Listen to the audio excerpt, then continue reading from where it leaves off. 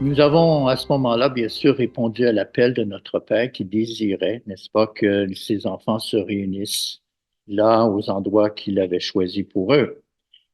Alors, en tant qu'enfants de Dieu, quelle approche devons-nous retirer, non seulement des fêtes, mais de toutes les bénédictions que Dieu nous donne? Il y a une expression qu'on utilise aujourd'hui qui est une ancienne expression, l'action de grâce, qui veut dire tout simplement la gratitude, le remerciement. Et nous, au Canada, nous vivons dans un pays où même nous avons un jour férié qui s'appelle le jour de l'Action de grâce. Ça existe également aux États-Unis et dans quelques autres pays. Par exemple, ça existe à la Grenade, à Sainte-Lucie, au Libéria, officieusement dans les pays tels que le Brésil et les Philippines. L'Action de grâce est célébrée également dans une ville néerlandaise, celle de Leiden, et dans le territoire australien de l'île Norfolk. Il y a donc quelques manifestations d'un jour mis à part à quelques endroits dans le monde. Et c'est intéressant parfois d'étudier ou de regarder un peu l'origine de ce qui a amené qu'on mette de côté un jour qui s'intitule l'Action de grâce. Ça a des origines parfois religieuses, parfois civiles, parfois une combinaison des deux.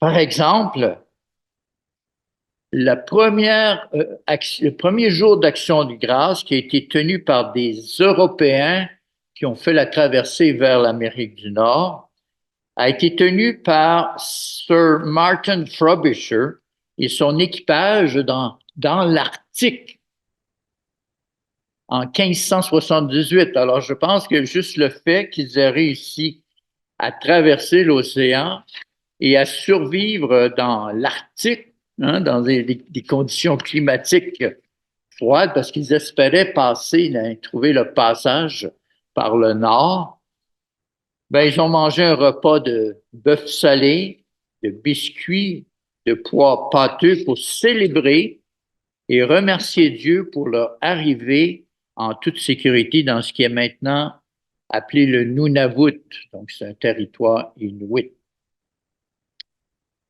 Mel Simoneau, qui est un poète et un écrivain de la ville de Gatineau au Québec, a publié dans un journal c'est un journal indépendant qui s'appelle The Ottawa Citizen. En fait, il y a 2 mois de ça, parce que c'est à peu près à cette époque-là qu'au Canada, on souligne l'Action de grâce. Aux États-Unis, on le souligne dans ces semaines-ci. Il explique qu'au début du 17e siècle, l'explorateur français Samuel de Champlain a célébré un grand repas de remerciement en Nouvelle-France. Une partie du raisonnement de Champlain pour un repas festif était de vaincre le scorbut qui avait auparavant anéanti ou presque anéanti une colonie. Alors, le scorbut est une maladie par l'absence de certaines, aujourd'hui on dit des vitamines, donc certaines propriétés nutritives, entre autres la vitamine C, qui peut être mortelle. Aujourd'hui, on prend peut-être pour acquis la nourriture que l'on a. Il a établi, par exemple, une série de repas variés avec une meilleure nutrition. Par exemple, les canneberges. Les canneberges sont originaires aussi de l'Amérique, qui étaient riches, on le sait aujourd'hui, en vitamine C, est devenu un élément de base régulier. Au 18e siècle, un autre exemple, les colons de la Nouvelle-Écosse ont festoyé d'un repas d'action de grâce qui avait plutôt la dinde et des accompagnements d'aujourd'hui. Alors, ça a varié selon les endroits et les dates ont varié. Mais ce qui est intéressant, c'est que ces réalités, vécues souvent à cause d'épreuves, ont porté certains fruits. le fruit de la reconnaissance, du moins pendant quelques jours, dans certains pays. Vous savez, dans ces temps difficiles que nous vivons, frères et sœurs, il y a un passage dans la deuxième lettre à Timothée que vous allez reconnaître un mot parmi tant d'autres. Dans la deuxième lettre à Timothée 3, versets 1 à 2, il est dit ceci. Sache que dans les derniers jours, deuxième lettre à Timothée 3, versets 1 à 2, sache, nous devons savoir que dans les derniers jours, il y aura des temps difficiles, car les hommes seront égoïstes. J'ai déjà expliqué qu'aujourd'hui, on pourrait dire narcissiques. Amis de l'argent, oh oui, fanfarons. On a parlé d'arrogance tout à l'heure. Hautain, blasphémateurs. Quand on change les lois bibliques, on est blasphémateur. Rebelles à leurs parents, et combien? Et regardez le prochain mot. Il semble, il attire l'attention parce qu'il est tout court, hein? Ingrat, suivi de irréligieux et de d'autres mots, mais ingrat. Les gens seront ingrats. Ça veut dire qu'ils manqueront donc de gratitude, de reconnaissance. Ils n'auront pas cette habilité ou ce désir d'être plein de remerciements. Avez-vous entendu depuis que vous êtes surtout convertis parler de gens qui blâment leurs parents au point qu'ils disent j'aurais jamais dû me mettre au monde? Je ne sais pas si vous aimeriez que votre enfant vous dise tu n'aurais jamais dû me mettre au monde.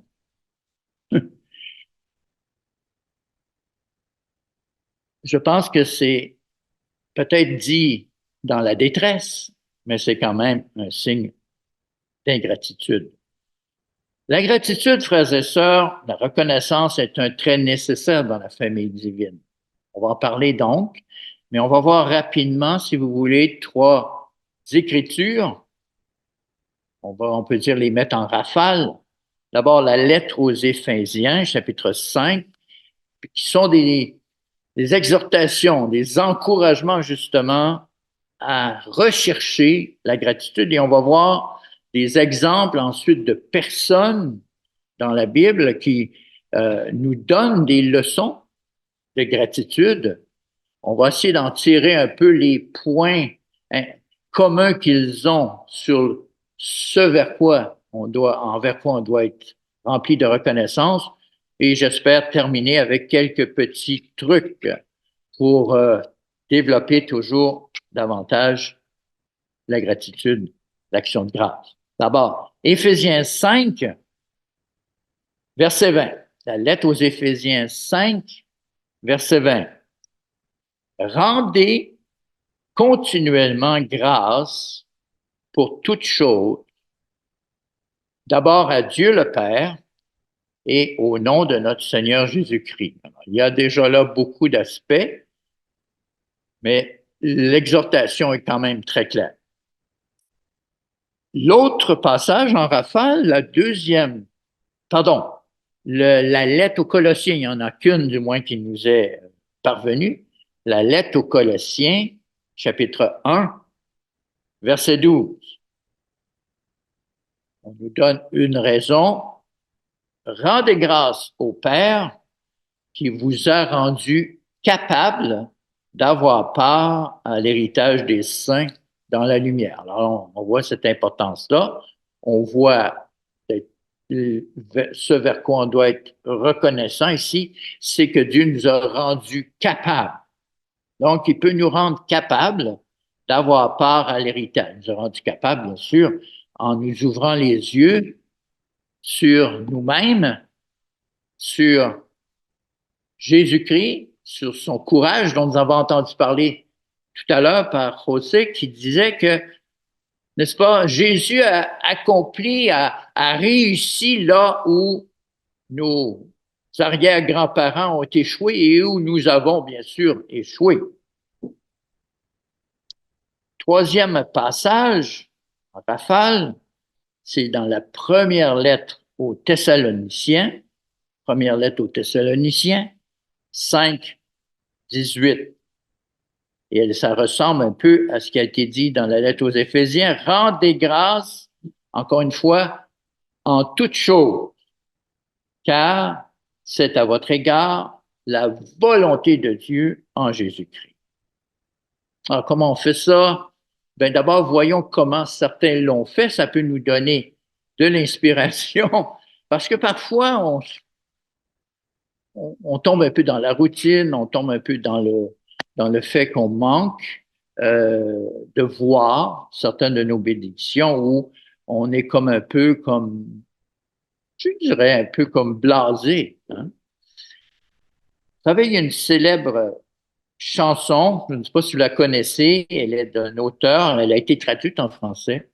Euh, c'est un auteur américain qui s'appelle Matt Redman. C'est un chant de reconnaissance à Dieu qui est intitulé Béni soit ton nom.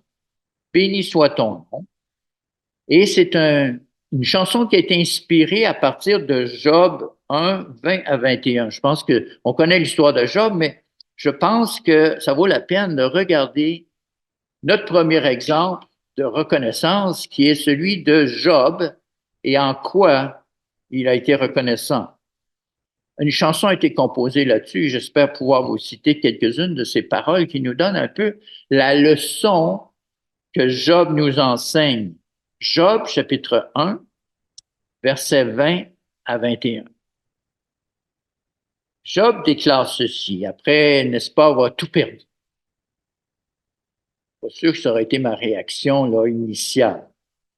Alors Job se leva lorsqu'il a appris, n'est-ce pas, la perte de ses biens, la perte de sa maison, la perte de ses enfants. Je me souviens, un de nos frères qui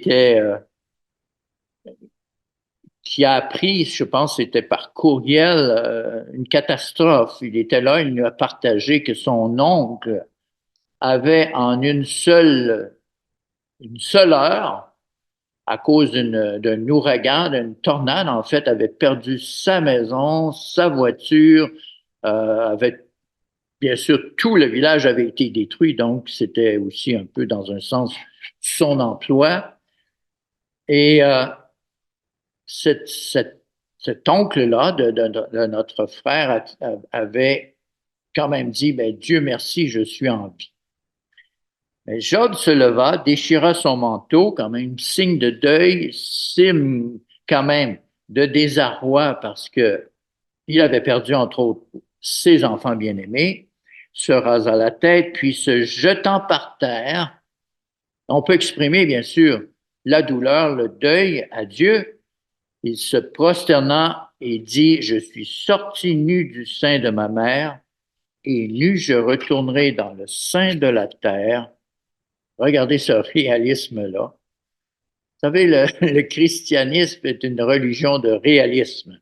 Je parle, la vraie pensée de Jésus le Christ est que nous sommes mortels, que notre destination initiale est la terre. Hein, c'est de se retourner dans la terre. Et malgré nos gains et nos pertes, nous savons notre destinée première. Bien sûr, nous avons aussi une révélation additionnelle, c'est que notre héritage est la vie éternelle. Mais notre première destination, hein, c'est retourner d'où nous sommes venus.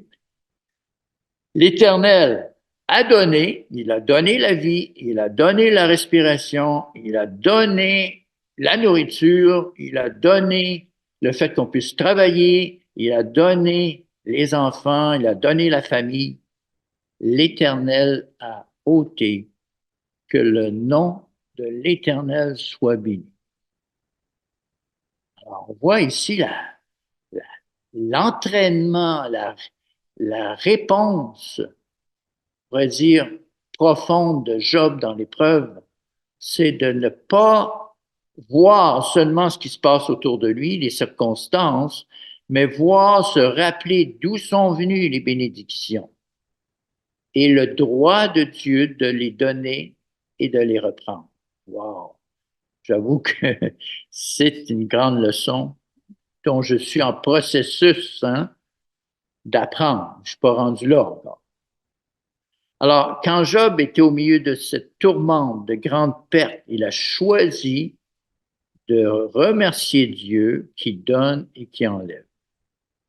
C'est une attitude, c'est une approche, c'est un cœur qui dit merci quand même dans les circonstances d'un chagrin, et c'est pour nous, bien sûr, un modèle en tant que croyants.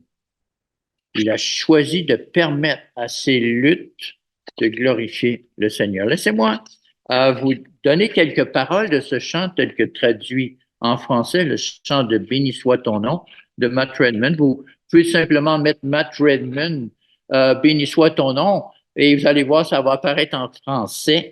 Et je vous encourage à écouter ce simple chant, mais qui exprime une assez bonne profondeur dans la reconnaissance. Béni soit ton nom dans le pays de lait et de miel, où coulent tes flots d'abondance, béni soit ton nom. Quand je me tiens dans l'endroit désert, bien que je marche dans la disette, béni soit ton nom. Pour que tu déverses, pour chaque bénédiction que tu déverses, je vais te remercier et te louer. Quand les ténèbres se referment, Seigneur, je vais quand même dire, béni soit le nom du Seigneur. Quand le soleil brille sur moi, quand le monde est tout ce qu'il devrait être, béni soit ton nom. Sur la route marquée par la souffrance, bien qu'il y ait de la douleur dans l'offrande, béni soit ton nom. Alors, vous voyez, hein, on a tendance à remercier Dieu pour quand ça va bien, mais Matt Redman a comme compris grâce à la parole chez Job que c'est béni soit ton nom de toute façon. Wow, pour moi, c'est un exemple. Job est pour moi un exemple. C'est le premier. Un deuxième exemple qui nous vient probablement à l'esprit, mais du moins je vais vous le donner. Anne, la mère de Samuel. Anne, la mère de Samuel, vous savez, Anne était dans une situation un peu difficile parce que il arrivait à l'époque que parfois on pouvait être marié à un homme qui avait une autre épouse. Et comble de malheur pour elle, non seulement elle avait peut-être la faveur de son mari, ce qui n'est pas bon pour l'autre en passant. Hein? C'est pour ça que la parole de Dieu nous dit finalement, il est mieux d'être marié n'est-ce pas, à un seul conjoint, parce que c'est le plan de Dieu dans toute sa précision. Anne avait un autre problème, c'est qu'elle était stérile. C'est-à-dire que elle ne servait pas à grand-chose à ses propres yeux pour permettre à la famille de s'agrandir pour et avec son mari. Alors, après de nombreuses années d'infertilité et de chagrin, nous allons voir que dans sa prière, elle a éventuellement fait une entente avec Dieu. Et vous savez quelle est cette entente? C'est, écoute, Dieu, je suis vraiment dans la détresse, ça fait des années que je te demande quelque chose. La réponse est non, mais mon désir est toujours oui. Mon besoin est oui. Je me sens vraiment dépouillé si je n'ai pas d'enfant. Et qu'est-ce qui est arrivé? C'est qu'on connaît l'histoire, c'est que elle a prié au temple. Le souverain sacrificateur, n'est-ce pas, vu qu'elle versait des larmes et qu'elle priait seulement en articulant euh, sans son sa prière, il pensait qu'elle était ivre, elle pensait qu'elle était comme un peu perdue, et il a dit, ben, qu'est-ce que tu fais ici, là? Et elle a dit, non, non, je suis en train de prier parce que je suis complètement découragée. Je demandais à Dieu d'avoir un enfant. Et l'idée qui lui est venue, c'est qu'elle pourrait demander à Dieu un enfant et elle ferait la promesse de le consacrer au temple de Dieu. Et on sait ce qui s'est passé. Regardons Samuel 1 d'abord, verset 26. Verset 26. C'est Anne qui retourne au temple après que l'enfant a été sevré, donc après quelques années où elle l'a porté, elle l'a nourri au sein. Elle s'est attachée euh, à son enfant, pour que l'enfant puisse avoir un bon lien avec sa mère, d'ailleurs qui va continuer, on le voit, parce qu'elle va le visiter. Mais elle avait une promesse à tenir. Et justement, ils vont monter au temple. Et en fait, au temple, c'est le tabernacle à l'époque. Et ils vont finalement amener l'enfant tel que promis et le donner à- au, au service du temple, du tabernacle. Alors, elle rencontre Élie, ce souverain sacrificateur, qui avait dit, ta prière est exaucée, retourne chez toi, ta prière est exaucée. Alors, Anne dit, mon Seigneur, pardon, aussi vrai que ton âme dit, mon Seigneur, je suis cette femme qui me tenait ici près de toi pour prier l'Éternel, il y a quelques années de ça. C'était pour cet enfant, donc elle lui présente l'enfant que je priais, et l'Éternel a exaucé la prière que je lui adressais. Aussi, verset 28, je veux le prêter à l'Éternel. Il sera toute sa vie prêté à l'Éternel et ils se prosternèrent là devant l'Éternel. Et je suis sûr qu'il n'y avait aucune arrière-pensée chez Anne, aucun regret. Elle était tout simplement reconnaissante que Dieu lui avait permis de mettre au monde un enfant et en plus, elle le consacrait à Dieu. On voit donc que sa gratitude, sa reconnaissance va au-delà même du lien maternel. Ça va dans un lien spirituel. La gratitude est une émotion, un état d'âme qui peut naître dans les circonstances difficiles. Troisième exemple, qui est une surprise au niveau d'un roi. Quel est le roi qui a créé la plus grande surprise par son changement, par sa conversion? Si on lit tout le livre des rois, en fait, les plusieurs livres des rois, il y a, il y a des rois qui nous sont présentés, les premiers rois dans 1 et 2 Samuel, qui sont bien sûr Saül et David, mais ensuite, il y a le premier roi et deuxième roi qui nous présentent beaucoup de rois en Israël et beaucoup de rois en Juda. Et il y a un roi parmi eux qui était wow, il était vraiment dans la mauvaise direction. On peut lire son histoire dans 2 Chroniques 33. On ne le voit pas dans le livre des rois. C'est comme si le livre des rois dit, oh non, non, on n'en parlera pas de ce roi-là. Du moins, on va en parler, mais on va juste dire tout le mal qu'il a fait. Revision par le chroniqueur, on appelle comme ça, celui qui a eu le travail de nous laisser 1 et 2 Chroniques. Il y a une information additionnelle qui nous est donnée qui va nous surprendre, je pense. Moi, ça m'a surpris. 2 Chroniques 33, verset 11. Alors, il s'agit du roi Manassé, qui était le fils d'un roi incroyable, qui, si je ne me trompe pas, était Josias, qui est un excellent roi, mais lui, le fils a été complètement dans l'autre direction. Tout le bien que son père a fait, non seulement il a fait le contraire, mais il a tout démoli ce que son père a fait.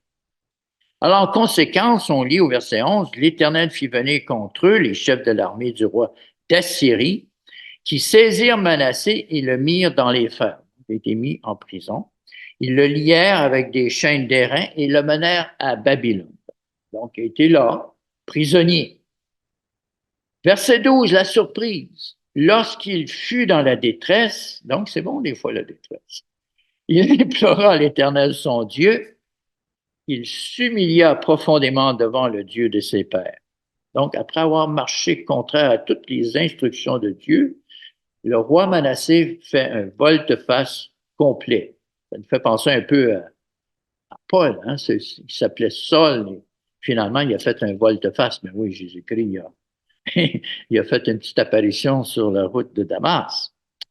Et là, on lit au verset 13, que sa repentance a amené un changement de comportement. Il fit disparaître de la maison de l'Éternel les dieux étrangers, l'idole.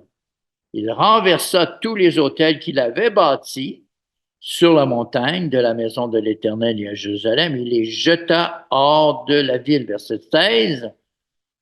Il rétablit l'autel de l'Éternel et il offrit des sacrifices d'action de grâce et de reconnaissance. Voyez-vous, pour lui, Dieu était intervenu dans sa vie, l'avait libéré de sa folie.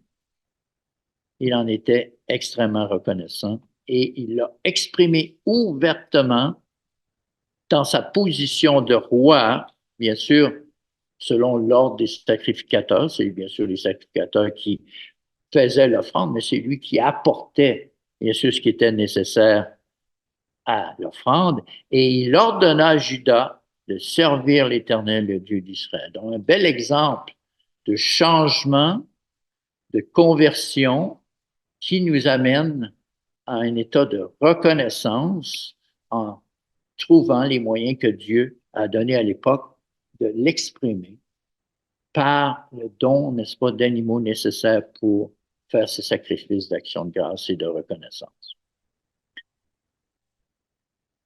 Un autre exemple, Marie. Marie, on parle de Myriam, en fait, c'est l'original hébreu,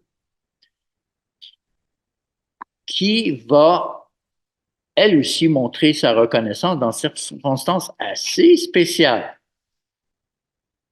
Si on regarde son histoire, si on la met transposée aujourd'hui chez les adolescentes, je pense que la plupart ont été terrifiées ou renversées qu'un ange leur dise qu'elles seraient enceintes.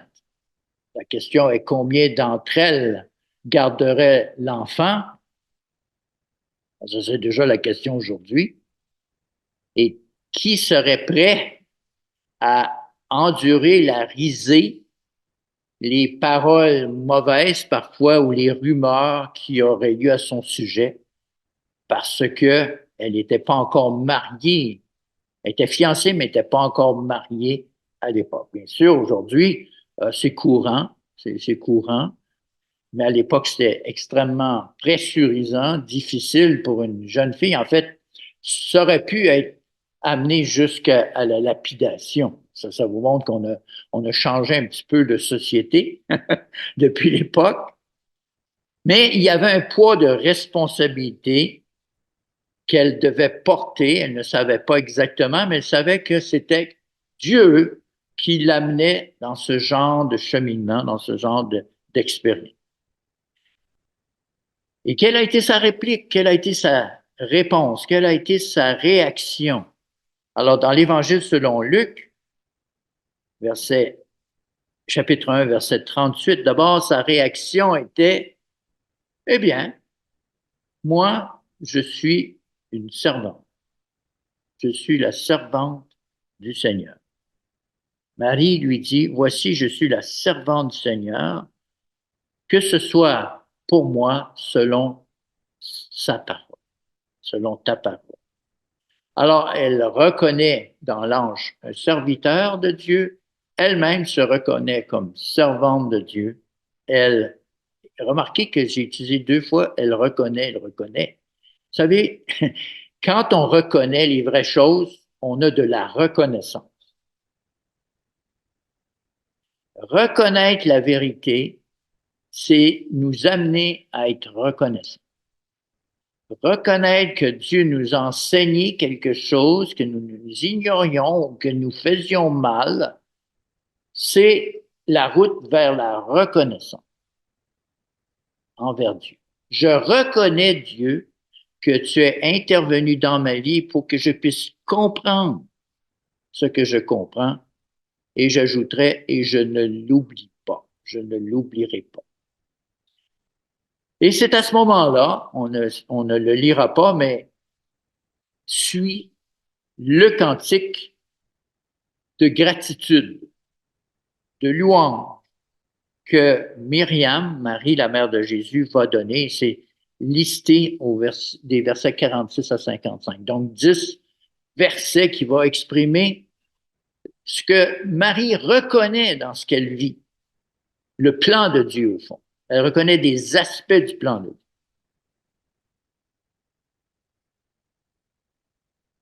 Un autre exemple, et c'est intéressant parce qu'il s'est démarqué par le fait qu'il était le seul parmi un groupe à l'exprimer, sa reconnaissance. Pas que les autres n'étaient pas contents, pas que les autres n'ont pas apprécié ce qu'ils ont vécu, mais ils n'ont pas pensé à remercier d'où ça venait, la personne qui était l'outil de Dieu pour transmettre la bénédiction. Alors, c'est l'exemple qu'on retrouve dans l'Évangile selon Luc aussi, mais un peu plus loin, au chapitre 17. C'est l'histoire, bien sûr, des 10 lépreux qui ont été guéris par Jésus-Christ, mais seulement un a exprimé sa reconnaissance. Alors, on va prendre au verset 15. On est au milieu du récit. Vous pouvez voir ce qui précède à la maison. Mais l'un d'eux, dont l'un des 10, se voyant guéri, revint sur ses pas. Alors donc, il était déjà, lui, sous l'enthousiasme. Tout le monde était content. L'idée, c'était d'aller retrouver sa famille. L'idée, c'était d'aller à tout le monde, d'abord, aller se présenter au sacrificateur. Ça, c'était l'ordre des choses, de se diriger puis se faire, n'est-ce pas, approuver comme étant guéri pour pouvoir réintégrer la vie normale tous les jours. Je les comprends un peu qu'ils étaient pas mal partis déjà à vouloir se réjouir avec leurs proches. Mais il y en a un qui a pensé à son affaire un petit peu plus profondément. L'un d'eux, se voyant guéri, revint sur ses pas. Il s'est arrêté à un moment donné et dit, « Hey, j'oublie quelque chose. » Glorifiant Dieu à haute voix. Déjà, quand même, il exprimait sa joie à Dieu. Oui, il remerciait Dieu. Mais il devait aussi remercier l'instrument de Dieu, par qui Dieu avait passé pour apporter cette bénédiction. Verset 16, il tomba sur sa face aux pieds de Jésus et lui rendit grâce. Il montra sa gratitude. Remarquez que le mot grâce se trouve dans le mot gratitude, que c'est la même origine de mot. C'est latin, c'est parent. Il lui rendit grâce, il montra sa gratitude. C'était un Samaritain. Déjà là, c'est en disant, c'est pas parce qu'il était nécessairement élevé dans la compréhension du Dieu d'Israël. C'est pas parce qu'il connaissait sa Bible nécessairement qu'il a fait cela. Non, c'est parce que il avait développé l'habitude de remercier surtout la personne par laquelle il recevait une bénédiction. Et là, bien sûr, c'était Jésus. Et c'était encore plus grand par le fait qu'il a reconnu finalement que Jésus n'était pas n'importe qui, au point que même il est tombé sur sa face au pied de Jésus. Alors Jésus, prenant la parole, dit, les 10 n'ont-ils pas été guéris? Et les 9 autres, où sont-ils? Voyez-vous, Jésus-Christ s'attendait à l'expression de la gratitude. Parce que c'est bon pour nous. Ne s'est-il trouvé que cet étranger, verset 18, pour revenir, voyez-vous, un peu se repentir, faire volte-face et donner gloire à Dieu. Puis il se dit, lève-toi, va, ta foi t'a sauvé. Il y a une connexion entre la foi et la gratitude et la guérison. Sixième exemple, il ne faut pas bien sûr négliger l'exemple de notre Créateur, de Jésus-Christ, par qui le Père a créé toutes choses. C'est sûr que c'est le modèle de reconnaissance parfait Mais nous allons voir que certaines circonstances, d'abord la première, on va la voir dans l'Évangile selon Luc, qui est intéressant parce que Jésus-Christ va remercier Dieu dans une ambiance même où c'est, on pourrait dire, un mi-figue, mi-raisin. Euh, c'est tout amer. Jésus-Christ vit beaucoup de rejet, mais en même temps, il y a du succès. Et qu'est-ce que c'est? C'est en Luc 10, 21, c'est qu'il se rend compte que la parole qu'il donne, les connaissances qu'il transmet ne sont pas reçues par ceux qui pourraient, pourtant, ils étaient les mieux équipés pour comprendre la valeur de ce qu'il disait, c'est-à-dire l'élite religieuse, l'élite qui connaissait beaucoup la parole de Dieu, qui l'avait étudiée profondément du moins, intellectuellement. Mais elle est accueillie par des petites gens. Et en ce moment même, je vais lire le verset 21, vous pouvez voir le contexte vous-même. Jésus, tressailli de joie par le Saint-Esprit, il y a eu un de ces beaux moments dans sa vie où c'était l'Esprit de Dieu qui lui transmettait une joie ineffable. Et il dit, je te loue, Père, Seigneur du ciel, de la terre, de ce que tu as caché. Voyez-vous, il a vu que c'était l'idée de Dieu de cacher ces choses aux sages et aux intelligents. Là, il a compris. Wow, c'est vraiment étonnant. Je le vois de mes yeux. Je le vis. Ce qui a été annoncé dans les prophètes, je le vis. Je vois que les résultats sont vers les petites gens parce qu'il ajoute, et de ce que tu les as révélés aux enfants. Est-ce que, frères et sœurs, nous nous réjouissons de ce que nous sommes des enfants, que nous avons une attitude, ou nous l'avons eu, j'espère que nous ne l'avons pas perdu, nous avons une attitude infantile, permettez l'adjectif, où nous avons accueilli les choses telles qu'elles étaient. Les choses de Dieu, la simplicité de Christ. De ce que tu les as révélés aux enfants, oui, Père, je te loue. Et dans l'hébreu, le mot louer et remercier, c'est tellement, ça va ensemble. Je te loue de ce que tu l'as voulu ainsi. Voyez-vous, même s'il y avait un rejet, il y avait un succès. Et Jésus-Christ voyait la partie qui fonctionnait en disant, ben, celle qui ne fonctionne pas, ben, ça fait partie du plan de Dieu aussi. Alors, nous pouvons nous aussi être parfois bouleversés si quelqu'un, par exemple, se détourne de l'espoir du salut. Hein, on a vécu des moments difficiles là-dessus. On a vécu des abandons. On a vécu des gens en lesquels on avait espéré des fois. On avait investi même. Nous pouvons même nous culpabiliser en disant nous n'avons peut-être pas donné assez le bon exemple.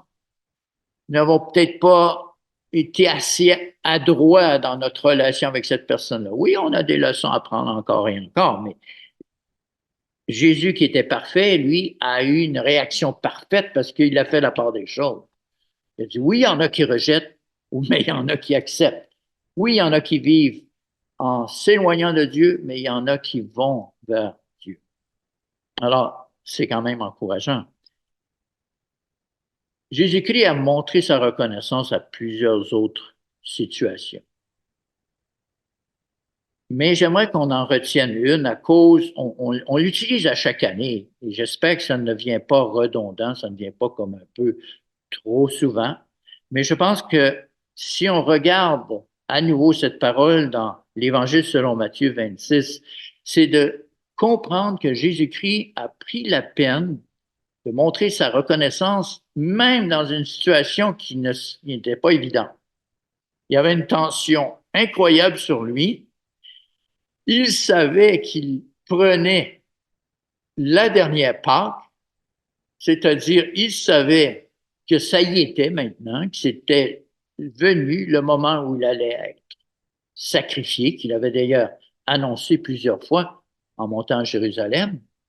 Et c'était à une de ces fois-là, en passant, que Pierre a essayé de le dissuader d'y aller, dont José nous a parlé tantôt. Matthieu 26, dans ces circonstances-là, regardez, verset 26, pendant qu'il mangeait, vous savez, on mange nous aussi, hein? On est à ce repas, mais un repas très significatif. Jésus prit du pain et après avoir rendu grâce. Oui, c'est sûr que c'était son habitude. Il l'a fait, par exemple, devant tout le monde lorsqu'il a donné les 5000 pains distribués, hein, plutôt qu'il a nourri les 5000 personnes, les 5000 hommes. Et voilà que ici, il est plus en intimité. Oui, il remercie Dieu, mais quand on comprend la signification, que toutes les souffrances qui étaient incluses dans ce modèle de pain et de vin, bien de coupe, hein, la coupe de souffrance qu'il allait prendre, bien, qu'est-ce qu'il fait? Il prie en verset 27 ensuite la coupe, une coupe, et après avoir rendu grâce, il la leur donna en disant, buvez-en tous. Donc, une question dans ce simple geste que nous faisons à tous les repas ou que nous essayons de faire, on ne veut pas que ça devienne juste un rituel, on ne veut pas que ça soit dépourvu de signification, mais c'est vrai, on reconnaît que des fois, on a hâte de dire, bon, on a fait la prière, là, on mange. Ou d'autres fois, on trouve que oh, c'est de la routine, hein? Mais dans des moments comme ça, rappelons-nous qu'il est bon quand même de le faire parce que Jésus-Christ l'a fait dans un moment si difficile. Sa bonne habitude, il l'a gardée même dans les moments difficiles. Alors, on peut comme voir ici des traits communs chez ces 6 exemples, c'est qu'ils expriment leur gratitude au milieu de la souffrance. Ils sont capables d'être reconnaissants même dans la souffrance. Ils expriment la gratitude aussi comme une invitation pour nous à faire de même. Que la gratitude s'exprime en remerciant Dieu, en apprenant même, je dirais, à chanter à Dieu dans des circonstances difficiles. On en a des exemples ailleurs. On se souvient par exemple de Paul qui est en prison avec Sylvain et qui, malgré le fait que leur corps est endolori par les coups qu'ils avaient reçus, un peu comme nos frères au Bangladesh, ils étaient emprisonnés en plus, mais ils ont quand même chanté dans des cantiques. Il faut le faire, frères et sœurs. Essayez ça quand ça ne va pas bien de chanter des cantiques à Dieu. C'est une façon d'exprimer notre gratitude et notre foi en même temps. Un autre élément qu'on voit en commun, c'est cette capacité de voir que Dieu est présent dans nos prières. Il remercie, Jésus-Christ a remercié Dieu, je te remercie de ce que tu m'entends toujours. En ayant parfois le mot exaucer, je pense que ça cache un peu ce que Jésus-Christ veut dire. C'est que Dieu, peu importe comment tu vas répondre à ma prière, tu m'as entendu. Peut-être que moi, je ne reconnaîtrai pas ta réponse, mais c'est mon problème. Peut-être que je ne recevrai pas comme je t'ai demandé, mais tu m'as entendu, ça me suffit. Parce que c'est pour mon bien que tu vas répondre à ta façon. Rapidement, quelques petits moyens d'exprimer notre gratitude. Et là, là, on a parlé des grandes choses, mais vous savez, souvent, exprimer notre gratitude, c'est de reconnaître dans les petites choses. J'ai entendu le chant de, tantôt, la pièce musicale hein, qui était de Bobert, interprétée par Sophie Ward. C'est intéressant parce que j'avais pris sur l'Internet juste pour voir comment des fois les gens développaient leur gratitude, même dans le monde. Même dans le monde, parce qu'oublions pas que la fête de l'Action de grâce, c'est quand même dans le monde. Oui, il y avait un esprit chrétien, souvent attaché à cette fête. Oui, souvent, il y avait une espèce d'habitude de remercier Dieu au repas, ce qui est très, très biblique. Mais quand même, on peut apprendre des leçons de tout le monde sur la gratitude, si il l'exprime. Alors, le fait que nous aujourd'hui, nous avons de la neige. Alors moi, je remercie Dieu d'avoir de la neige. Je ne dis pas, ah Dieu, tu n'aurais pas dû envoyer de la neige. C'est impossible pour moi de dire ça. Si je vis au Québec et qu'il n'y a pas de neige, là, je vais m'inquiéter. Même, il faut que j'apprenne. En fait, je dois apprendre à aimer la neige. Sinon, je serais mieux de déménager. Mais c'est impossible. Alors, si je ne peux pas déménager, j'apprends à remercier Dieu pour la neige. Comme cette chanson-là remerciait Dieu pour la chute des feuilles d'automne. Mais c'est merveilleux, hein, sentir les feuilles de l'automne quand on marche en forêt. On entend le craquement des feuilles, puis, hein, l'odeur de cet humus nouveau qui est en train de se développer. Mais ça prend une expression de gratitude. Je crois que la gratitude vient quand on reconnaît les choses. On a donc la reconnaissance. Alors, on voit ça que les gens, parfois, vont avoir des petites façons d'exprimer leur gratitude. Juste des fois, il y a une personne ici qui exprime, elle dit, moi, elle dit juste mettre les mains dans l'humus, dans la terre. Elle dit ça me fait du bien parce que je me rappelle le dicton, elle appelle un dicton, elle ne sait pas que c'est un passage biblique. Vous récoltez ce que vous semez. Oui, elle ne sait pas, mais elle est en train de citer les Écritures. Elle est en contact avec ce principe qu'elle remercie Dieu pour cette loi-là qui s'appelle vous récoltez ce que vous semez. Parce qu'elle aime ça jardiner. Voyez-vous? Une chose que j'ai pratiquée avec les années, c'est écrire 5 choses par jour pour lesquelles je remercie Dieu. Et heureusement que j'avais une bonne idée en partant parce que c'était ne cherche pas de midi à 14 heures, regarde les petites choses que tu as aimées aujourd'hui.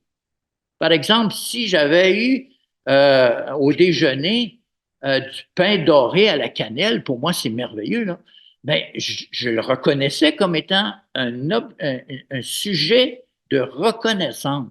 Et je relis ça de temps en temps, les 5 choses par jour. Vous savez, à tous les jours, ça fait pas mal de choses par année, ça. On est rendu dans les quoi, les 1700, 1800 choses par année. Et il y en a qui reviennent, il y en a qui reviennent. Ben oui, c'est des choses que j'aime. C'est normal.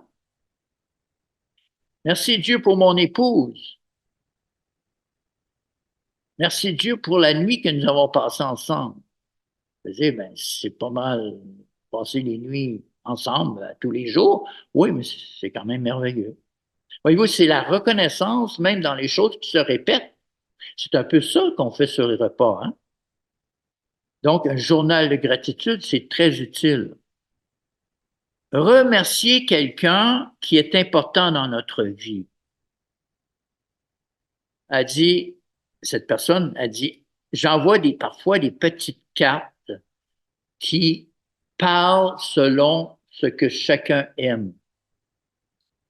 Alors, remercier quelqu'un qui est important dans notre vie. Un ami, un collègue de travail. Il a fait quelque chose pour nous, on le remercie. Inviter un ami ou un collègue à déjeuner pour les remercier de ce qu'ils vous ont donné, de ce qu'ils vous apportent, et leur dire, ça je suis intéressant, elle dit, il faut leur dire, merci pour ça. Vous allez dire, ben, ils savent s'ils l'ont donné le cadeau. Il y a toujours un petit doute, vous savez, quand on fait un cadeau, que est-ce qu'on a vraiment donné le cadeau que la personne aurait aimé avoir? Alors, quand la personne dit merci pour ce cadeau que tu m'as donné, merci pour ce parfum que tu m'as acheté, ben là, on dit, ouais, mais au moins, elle a reconnu que c'était du parfum. C'est donc ça, ça me rassure. C'est une loi, on confirme, c'est une loi de confirmation. En remerciant, on confirme que le geste était un bon geste. L'intention est une bonne intention et le cœur est un bon cœur. Partager notre talent et notre bénédiction avec les autres. Alors, parfois, c'est tout simplement décider de donner à quelqu'un qu'on ne connaît pas quelque chose qu'on a reçu par quelqu'un qu'on ne connaissait pas aussi. C'est ce qu'on fait en envoyant nos dîmes en passant. On ne connaît pas, frères et sœurs, qui va être touché par la littérature qu'on envoie ou par l'émission de télévision. Mais vous savez, il y a des guérisons qui sont là. Il y a des cœurs brisés qui sont consolés. Oui, peut-être ils ne sont pas encore, ils n'ont pas le fruit de consacrer leur vie à Dieu, mais ils ont des moments de joie, des moments d'espoir. On a sauvé des vies parfois de suicide. Et on le saura. Dieu prend note pour vous. Alors, toutes ces petites choses pour conclure, par la reconnaissance que Dieu développe en nous. Dieu pourra dire fièrement, mes enfants ont été reconnaissants, même pendant les temps difficiles de la fin, cette période où les gens étaient ingrats. Eux, ils étaient reconnaissants.